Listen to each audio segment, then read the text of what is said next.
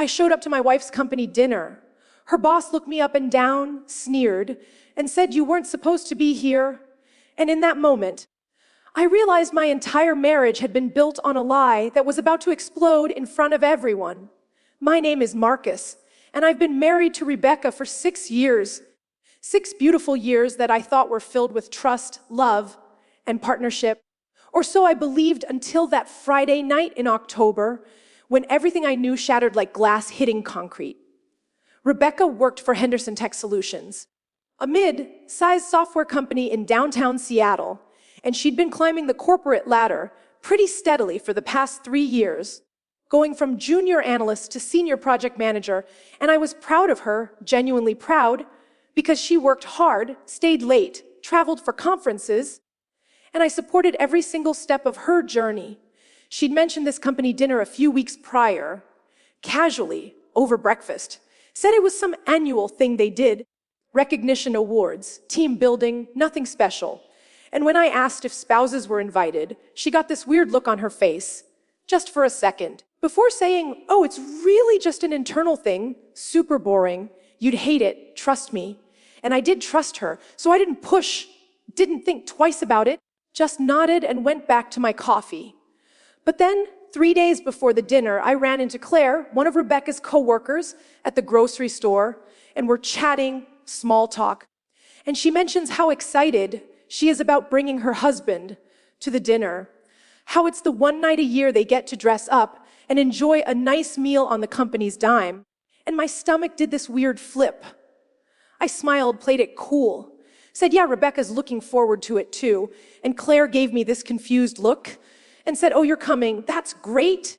I didn't see your name on the RSVP list, but maybe Rebecca added you last minute. RSVP list, spouses invited, Rebecca specifically telling me it was internal only. The math wasn't my thing." As they say, I didn't confront Rebecca right away, wanted to give her the benefit of the doubt.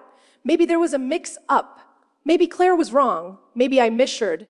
But that night when Rebecca got home, I casually brought it up. "Hey, I saw Claire today. She mentioned the dinner. Sounds like it might actually be fun." Rebecca's face went pale for just a fraction of a second before she recovered, laughed it off, said, "Oh yes, some people bring their partners, but it's really not mandatory. I just figured you'd be bored out of your mind listening to corporate speak all night. I was trying to save you the torture." Something in her voice felt off, rehearsed almost, but I let it slide, told her, "You know what? I'd actually love to come support you, meet your colleagues properly. I've only met a handful of them at random events." She hesitated. I could see her brain working overtime, then forced a smile and said, "Okay, sure. If you really want to, I'll add you to the list. It's at the Fairmont this Friday at 7. That entire week, Rebecca was different, tense, constantly checking her phone, making weird excuses to take calls in another room. And I started noticing little things I'd brushed off before. How she'd angle her screen away when I walked by. How she'd gotten a new perfume, but only wore it on work days. How she'd lost weight, but claimed it was just stress. Friday came, and I could tell Rebecca was nervous, kept asking me what I was wearing, if I was sure I wanted to go, if I was feeling okay, because I could totally stay home if I had a headache. I told her I felt fine, great actually, and I wore my best suit, the charcoal gray one she bought me for our anniversary, pressed shirt, nice tie, polished shoes, looked good, felt good, had no idea I was walking into a nightmare. We drove to the Fairmont separately because Rebecca had to go straight from work, which was fine, normal even. And when I walked into that banquet hall, it was impressive. Ice sculptures, open bar, string quartet in the corner, round tables with white linens and centerpieces, probably 200 people milling around. I spotted Rebecca across the room talking to a group of people. She looked stunning in a red dress I'd never seen before. And I started making my way over when I noticed a man approach her. Tall guy, late 40s, expensive suit, salt and pepper hair, confident stride. He put his hand on her lower back. Too familiar, too comfortable. And she laughed at something he said, touched his arm, and my gut told me this was wrong. I picked up my pace, and just as I got within earshot, the man turned, saw me approaching Rebecca, and his expression shifted from charming to hostile in a heartbeat. Rebecca's eyes went wide when she spotted me, genuine fear flashing across her face before she could mask it. And the man, who I would soon learn was David Henderson, CEO and founder of Henderson Tech Solutions, looked me up and down like I was something unpleasant he'd stepped in. "You weren't supposed to be here," he said. "Not a question, a statement, accusatory, territorial." The entire group went silent. Awkward tension, so thick you could cut it with a knife. And Rebecca stammered, "David, this is Marcus, my husband. I added him to the list this week." David's jaw clenched, his hands still on my wife's back, and he said, "Is that right?" Then looked at her with this expression I couldn't quite read. Disappointment, maybe, or anger. And finally removed his hand, slowly, deliberately. I extended mine for a handshake, trying to be the bigger person, said, "Nice to meet you, Mr. Henderson. I've heard a lot about the company." He looked at my hand like it was a dead fish, didn't take it, and said, "Have you now?" "That's interesting because I've heard absolutely nothing about you." The insult landed exactly as he intended, and I felt my face get hot, but I kept my composure, dropped my hand, and Rebecca jumped in with nervous laughter. "Oh, David's just kidding. He's got a weird sense of humor, right, David?" He didn't confirm or deny, just stared at me with this cold assessment and said, "Rebecca, we need to discuss the Singapore project before dinner. Excuse us." And he walked away, didn't wait for her response, just expected her to follow, and unbelievably, she did. Shot me an apologetic look and said, "I'll be right back, find our table. We're at number 7. I stood there, stunned, watching my wife walk away with a man who clearly had zero respect for me or our marriage. And the colleagues who'd witnessed the exchange quickly dispersed, suddenly very interested in the appetizers. I found table 7, sat down, and noticed the place cards. There were 2 empty seats next to each other. One had Rebecca's name. The other was blank, like it had been added last minute, which of course it had been, because I wasn't supposed to be there. Across the table was Claire and her husband Tom, and she gave me a sympathetic smile that told me she'd picked up on the weirdness too. 20 minutes passed. Dinner was supposed to start, and Rebecca still hadn't come back. So I got up, asked a server if they'd seen the woman in the red dress with Mr. Henderson, and she pointed toward a hallway leading to the private meeting rooms. I walked down that hallway, heart pounding, telling myself I was being paranoid. There was a reasonable explanation. This was about work, just work. I heard voices behind a door. Rebecca's laugh, that specific laugh she used to do when we were first dating, playful, flirty, and then David's voice, lower, saying, "You can't keep doing this. It's getting complicated." I didn't knock, just opened the door. And there they were, not kissing, not touching, but standing way too close, her hand on his chest, his hand covering hers. They sprang apart like teenagers caught by parents, and Rebecca's face went through about 5 different emotions in 2 seconds. Shock, guilt, anger, fear, defiance. "It's not what it looks like," she said, which is exactly what guilty people say when it's absolutely what it looks like. David had the audacity to look annoyed, not embarrassed, annoyed, like I was the problem, and he said, "I think you should leave Marcus. This is a private conversation." I looked at my wife, really looked at her, and said, Is this a private conversation, or should your husband be included?" Rebecca's eyes filled with tears, real ones, and she said, "Marcus, please, let's not do this here." "Do what here?" I asked, my voice rising despite my best efforts. "Acknowledge that my wife is having an affair with her boss." "Yeah, you're right. Terrible place for that conversation." David stepped forward, positioning himself slightly in front of Rebecca, protective, possessive, and said, "You need to calm down and lower your voice. You're making a scene." I laughed, actually laughed, because the absurdity was overwhelming. I'm making a scene. I'm the problem, not the fact that you're sleeping with a married woman. Rebecca gasped, said, "We're not sleeping together." And the way she emphasized sleeping told me everything I needed to know. They might not have crossed that specific line yet, but they'd crossed plenty of others. David's expression confirmed it. He didn't deny anything, just said what Rebecca and I have is complicated. It's not something you'd understand. The arrogance, the sheer audacity of this man, I wanted to punch him, genuinely considered it. My fist was clenched, but I looked at Rebecca instead and said, "How long?" She didn't answer, looked at the floor, and David, this man who'd known me for all of 10 minutes, answered for her, about 8 months, 8 months, 8 months of lies, late nights that weren't really about work, business trips that probably involved shared hotel rooms, conferences where I was left at home like a fool. I felt sick, physically sick, and I turned to leave because I couldn't be in that room anymore, couldn't breathe, but Rebecca grabbed my arm. "Please, Marcus, let me explain, it's not what you think." I shook her off, gently but firmly, and said it never is, and walked out, down the hallway, through the banquet hall, where people were now seated for dinner, oblivious to the drama, and I kept walking until I hit the parking lot. I sat in my car, hands shaking, trying to process what had just happened, and my phone buzzed, text from Rebecca, "We need to talk, please don't leave."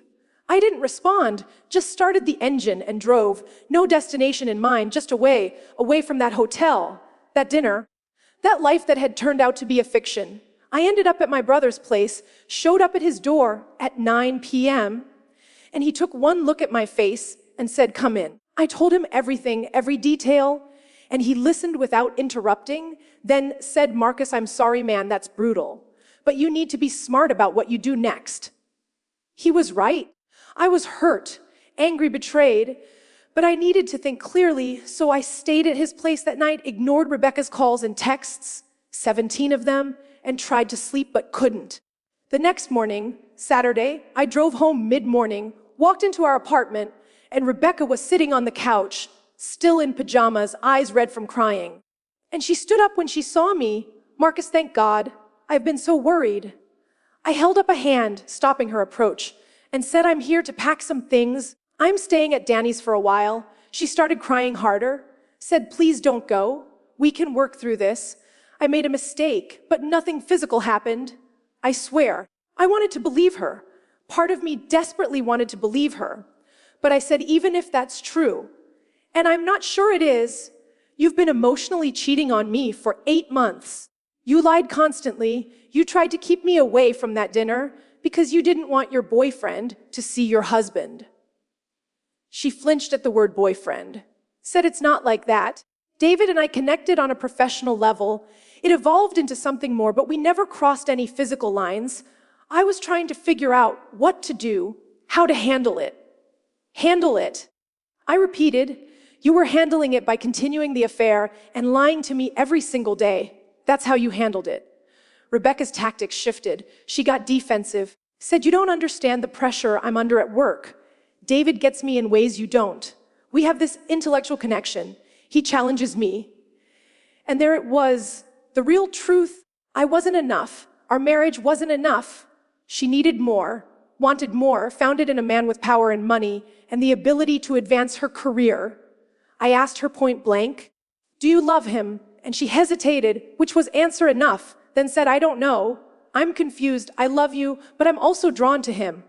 I told her she needed to make a choice, me or him, our marriage or her affair, and I needed space while she figured it out. Then I packed a bag and left. The next few weeks were hell, absolute hell.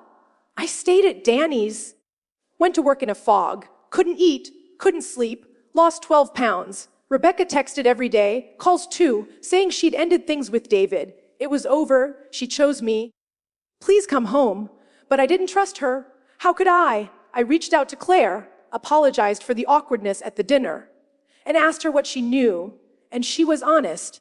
Said a lot of people at the office had noticed the chemistry between Rebecca and David.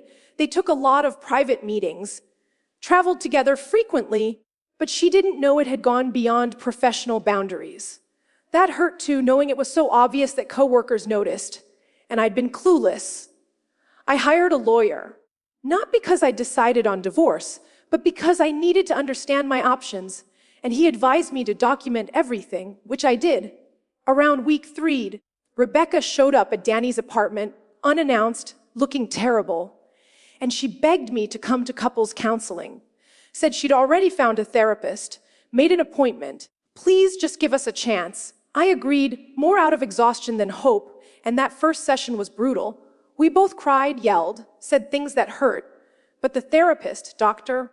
Sarah Chen, was good, really good, and she didn't let either of us off the hook. She asked Rebecca directly why she started the affair, and Rebecca broke down. Said she felt invisible in our marriage. I was always supportive, but never really saw her. David made her feel important, valued, special. That stung, because I thought I did make her feel those things, but clearly I'd missed something. Failed somehow. Dr. Chen asked me how I contributed to Rebecca feeling invisible, and I got defensive at first. Said I didn't contribute to her decision to cheat. That was all her.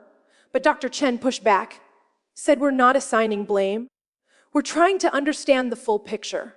I thought about it, really thought about it, and admitted that maybe I'd gotten complacent, we'd fallen into routines. I stopped dating her the way I used to, assumed she knew I loved her without showing it regularly, took her for granted in small ways that added up. That didn't excuse the affair. Not even close, but it helped me understand how we'd gotten there.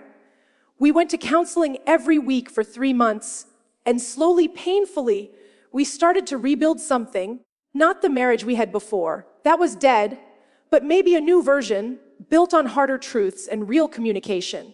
Rebecca quit Henderson Tech Solutions, took a job at a competitor for slightly less money, and cut off all contact with David, showed me the resignation letter, the blocked number, everything. I asked her if she missed him, and she was honest, said yes, sometimes, but she missed our marriage more, missed me more, wanted to fight for us. I moved back home after 2 months, tentatively. We slept in separate rooms at first, and it was weird, awkward. We were like strangers learning each other again. But we kept going to therapy, kept talking, kept trying, and around month 5, something shifted. We had a good day, then another, then a good week. We went on a date, an actual date, dinner, and a movie like we were 22 again, and it felt nice, hopeful even. Dr. Chen asked us what we wanted the future to look like, and Rebecca said she wanted kids, something we'd been putting off for career reasons, said she was ready now, wanted to build a family with me. I wasn't sure I was ready. The trust was still fragile, but I told her maybe, let's see where we are in 6 months. Then, about 7 months after the dinner, Rebecca came home from work looking sick, pale, shaking, and I thought, oh God, here we go, another revelation, another bomb. She said David called her. Even though she'd blocked him, he used a different number, and he told her he was getting divorced, wanted to be with her, was willing to leave everything for her. My heart stopped, and I asked what she said, and she looked me in the eyes and said, I told him I'm fighting for my marriage. I made my choice. Please don't contact me again. Then I blocked the new number too. I wanted to believe her, and in that moment, I did. I saw the sincerity, the resolve, and something in me softened further. We made it to the 1-year mark from the dinner, which felt significant, like we'd survived something that should have destroyed us, and we celebrated quietly. No big gesture, just dinner at home and a conversation about how far we'd come. Dr. Chen said we'd done the work, real work, and if we wanted to, we could reduce sessions to monthly instead of weekly, which felt like a graduation of sorts. I still had bad days, moments where I'd remember Rebecca's hand on David's chest, the way he'd looked at me with contempt, and the trust would crack again. But I was learning to live with the scars. Rebecca was patient with me on those days. Didn't get defensive, just held space for my pain, and that meant something. We started talking seriously about kids, about buying a house, about a future that felt real and possible, not just theoretical. And then, about 14 months after everything imploded, I ran into David Henderson at a coffee shop, total coincidence. And he saw me, I saw him, and for a second I thought about just leaving. But I didn't. I walked up to him, and he looked uncomfortable, good. And I said, I don't know if you ever really cared about Rebecca or if she was just an ego boost, but you nearly destroyed something real. And I need you to know that we survived, we're stronger now, and you lost. He didn't respond, just stared at his coffee. And I walked away, felt lighter somehow, like I'd needed to say that. I told Rebecca about it that night, and she cried, said she was sorry again, always sorry. And I said, I know, I believe you, let's move forward. 2 years later, we have a daughter, Emma. She's 8 months old and perfect. And sometimes I look at Rebecca holding her, and I think about how close we came to losing this, to losing everything. The affair changed us. There's no denying that. We're different people now, more careful with each other, more intentional, less naive about what marriage requires. Do I trust Rebecca completely? Honestly, I don't know if I ever will. Not the way I did before, but I trust her enough to build a life, raise a child, try again each day. She tells me she thinks about what happened, feels shame, regret, wishes she could undo it, and I believe her. But I also know we can't undo it, can only move forward with the reality of what was. People ask me sometimes how I forgave her, and I tell them I'm not sure I did, not fully. Maybe forgiveness isn't one big moment, but 1,000 small choices to not let the past poison the present.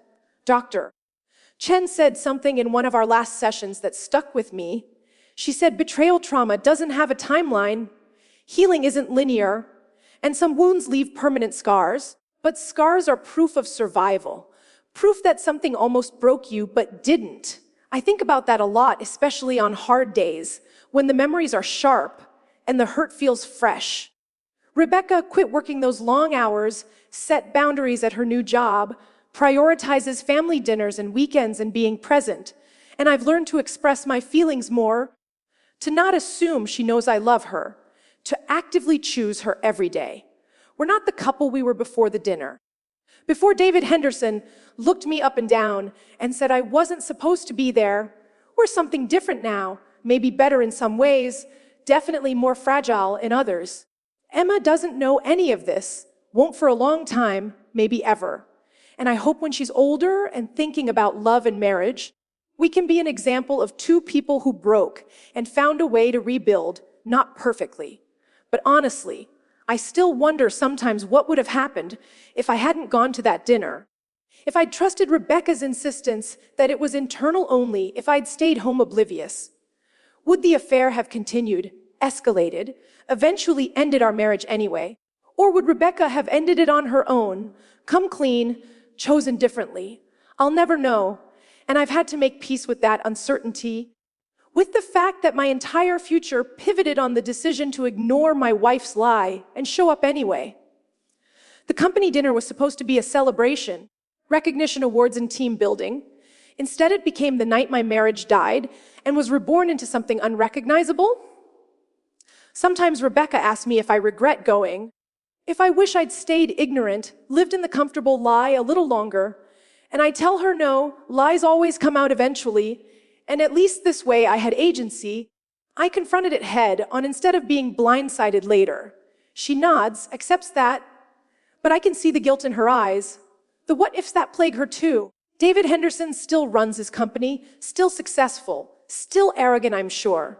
And sometimes I see Henderson Tech Solutions in the news, some merger or product launch. And I feel a flash of anger, but it passes quicker now. He's not part of our story anymore. Just a chapter that's closed. And I'm okay with that. Rebecca and I went back to therapy briefly when Emma was born, not because anything was wrong, but because we wanted to make sure we were solid, that the foundation we'd rebuilt could handle the stress of new parenthood.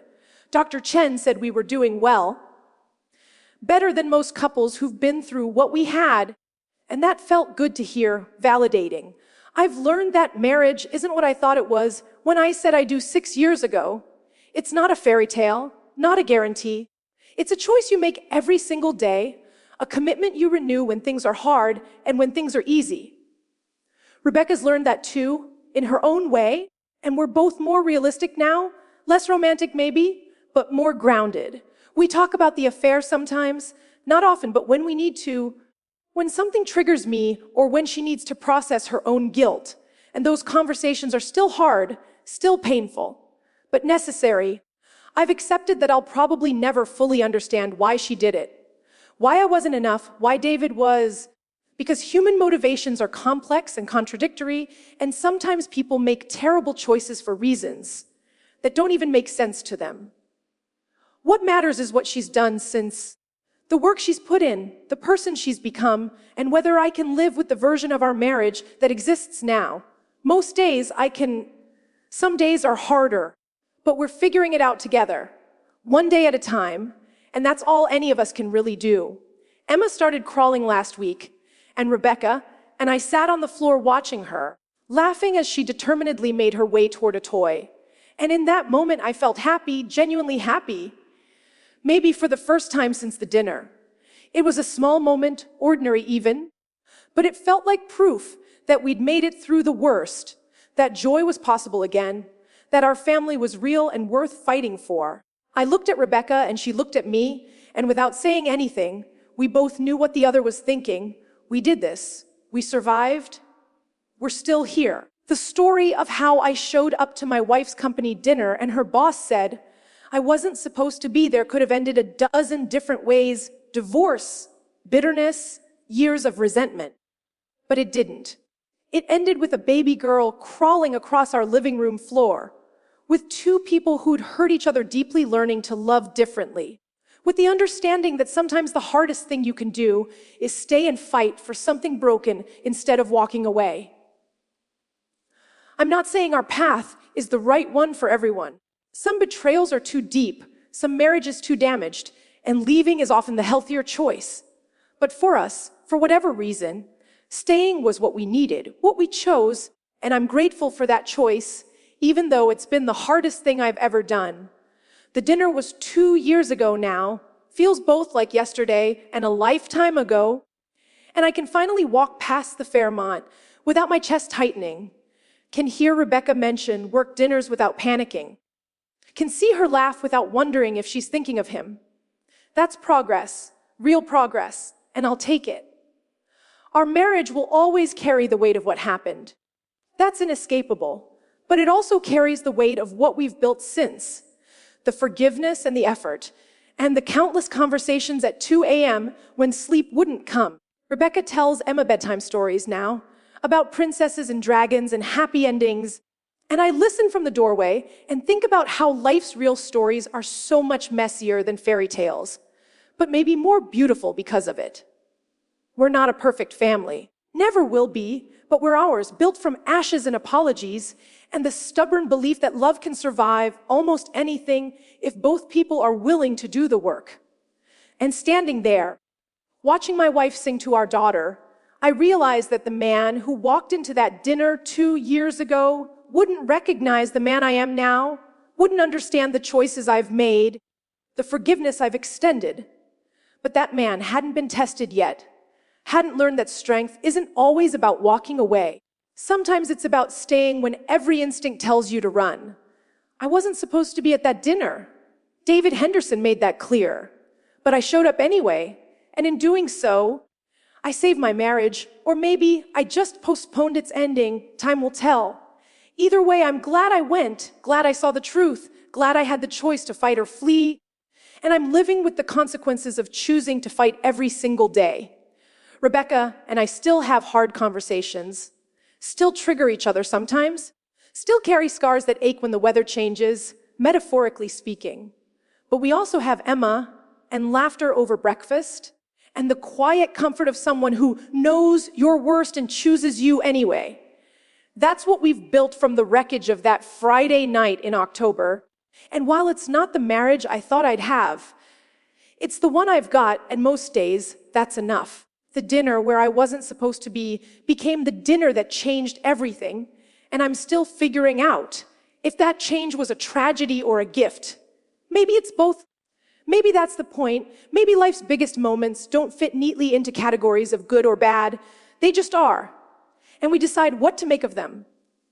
I'm making peace with mine, slowly, imperfectly, one choice at a time, and in the end, maybe that's all any of us can do with the hands we're dealt.